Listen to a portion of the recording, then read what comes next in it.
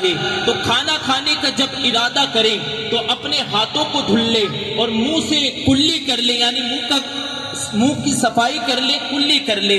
میرے پیارے آقا علیہ السلام کے پیارے دیوانوں، اب دسترخوان پر ہم بیٹھے ہوئے ہیں تو ہمیں کرنا یہ ہے کہ دسترخوان پر بیٹھ جانے کے بعد جب ہمارے سامنے کھانا آئے تو ہم اپنے ہاتھ سے اگر نکال رہے ہیں تو اتنا ہی کھانا لیں جتنا ہم کھا سکتے ہیں۔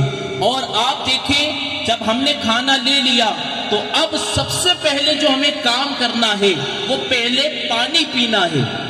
آپ کہیں گے کہ یار پانی تو بعد میں پیا جاتا ہے، آپ پہلے ہی پانی پلا رہے ہیں، تو دیکھیں کھانے سے پہلے پانی پینا یہ بھی بہتر طریقہ ہے۔ کھانے سے پہلے پانی پینا بہتر طریقہ ہے۔ اور طریقہ کیا ہے پانی پینے کا؟ کہ جب بندہ پانی پینے کا ارادہ کرے اپنے ہاتھ میں گلاس لے اور گلاس لینے کے بعد بسم اللہ الرحمن الرحیم پڑھے اور 3 سانس میں پانی کو پی لے۔ آپ نے دیکھا ہوگا کہ کچھ لوگ الٹے ہاتھ سے پانی پی لیتے ہیں یا پورا گلاس ایک ہی سانس میں پی جاتے ہیں، تو یہ بہتر طریقہ نہیں ہے۔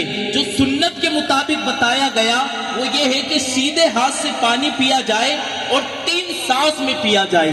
تو کھانے سے پہلے پانی پیئے اور پھر بسم اللہ الرحمن الرحیم پڑھ کر کھانا شروع کریں۔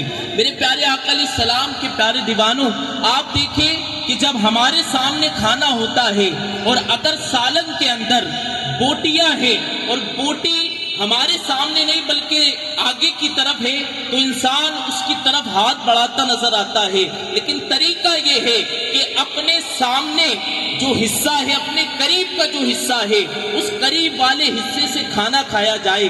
اب آپ دیکھیں کہ لقمہ کس طریقے کا ہونا چاہیے، تو فرمایا گیا کہ لقمہ اتنا بڑا ہو کہ بندے کی 3 انگلیوں میں سما جائے، 3 انگلیوں سے وہ بآسانی پکڑ لے، یعنی چھوٹا لقمہ ہو یا درمیانی لقمہ ہو، نہ تو پکڑنے میں دقت آئے نہ منہ کے اندر جانے کے بعد منہ کو چبانے میں دقت آئے، تو یا تو درمیانی لقمہ ہو یا پھر چھوٹا لقمہ ہو۔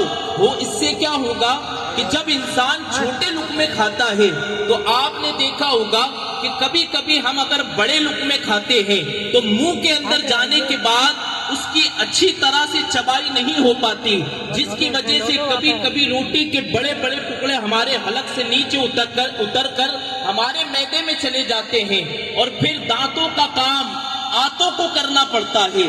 تو طریقہ یہ ہے کہ کھانا جب لقمے کھائے جائیں تو درمیانی ہو یا چھوٹے ہو اور چبا چبا کر کھانے کو کھایا جائے۔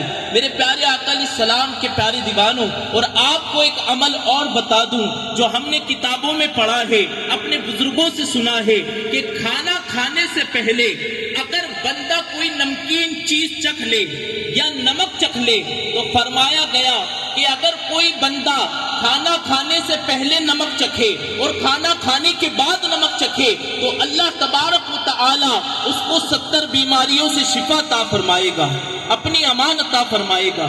تو آپ دیکھیں ہم کھانا کھاتے ہیں، کبھی کبھی انسان اپنے پیٹ سے زیادہ کھا لیتا ہے تو پھر پیٹ درد کرنے لگتا ہے، بلکہ الا ماشاء اللہ آج ہماری شادیوں کا ماحول جدا نظر آتا ہے تو الگ الگ ڈشیں ہوتی ہے تو انسان اپنے پیٹ کا خیال نہیں کرتا، بلکہ ہر چیز کو کھانے کے چکر میں وہ اتنا کھا لیتا ہے کہ کبھی کبھی پیٹ سے عور ہو کر اس کے حلق تک آ جاتا ہے۔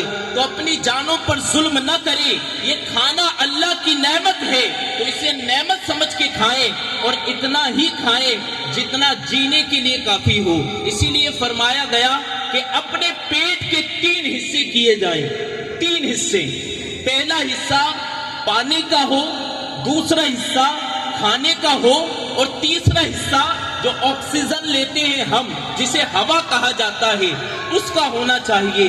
تو میرے پیارے آقا علیہ السلام کے پیارے دیوانوں، اس طریقے سے ہمیں کھانا کھانا ہے، درمیانی لقمے ہو۔ اور بہتر طریقہ آپ سن لیں کہ اکثر لوگ آلتی پالتی مار کر کھانا کھاتے ہیں، لیکن طریقہ کیا ہے؟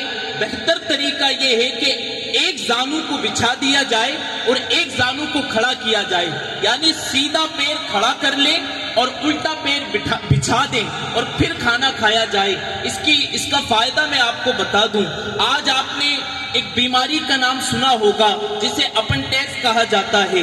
اکثر لوگ اس بیماری میں مبتلا نظر آتے ہیں۔ تو یہ ہوتا کیا ہے؟ سائنس کہتی ہے کہ انسان کے پیٹ کے اندر ایک ایسی نس ہے جو آگے جا کر بند ہے، اس کا آگے کوئی راستہ نہیں ہے۔